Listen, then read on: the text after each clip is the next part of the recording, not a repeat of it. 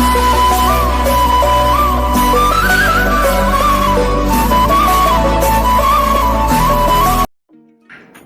हाय नमस्कार जय जगन्नाथ आशा करছি ଆପଣମାନେ ସମସ୍ତେ ଭଲ ଥିବେ ଆମେ ବହୁତ ବଢ଼ିଆ ଅଛୁ।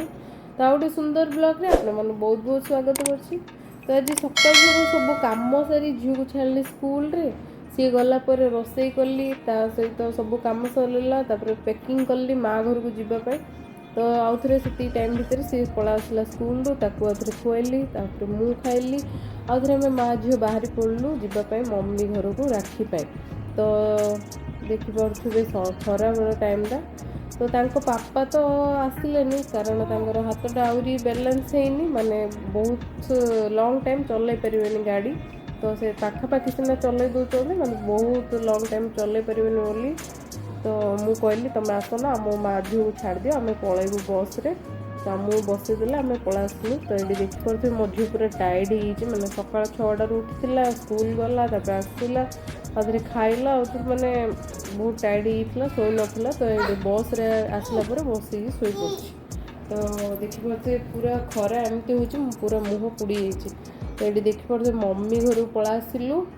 ତ ଏଇଠି ଆସିଲା ଟାଇମ୍ ହେଇଗଲାଣି 3ଟା ଅଧେ 4ଟା। ତ ଏଇଠି ଦେଖିପାରୁଥିବେ ମୁଁ ଚାଉମିନ୍ ଟିକେ ବାଟରେ କିଣିକି ଆଣିଥିଲି, ଖାଇଦେଉଛି। ବହୁତ ଜୋର ଭୋକ ଥିଲା, ମାନେ ଦିନ 11ଟାରେ ଖାଇଥିଲି ତ ଆଉ ଖାଇନଥିଲି। ତ ସେଥିପାଇଁ ଏଠି ଖାଇ ନେଉଛି। ତ ଖାଇସାରି ମୁଁ ଗଲି ପାର୍ଲର।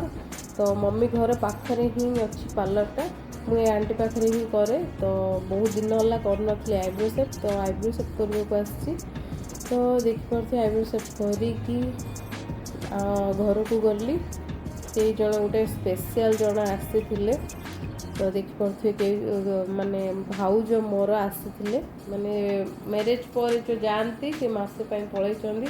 ତ ମୁଁ ଆସିଛି ବୋଲି ତାଙ୍କେ ଆସିଥିଲେ ଘରକୁ। ଆମର ସେମିତି କିଛି ନାହିଁ, ଆସିବା ଯିବା ହେଉଛି, ମାନେ ମାସ ପାଇଁ ପଳେଇଛନ୍ତି। ତ ତାପରେ ମୋ ସାଙ୍ଗ ଆସିଥିଲା, ପିଲାଦିନର ସାଙ୍ଗ, ବହୁତ ଦିନ ପରେ।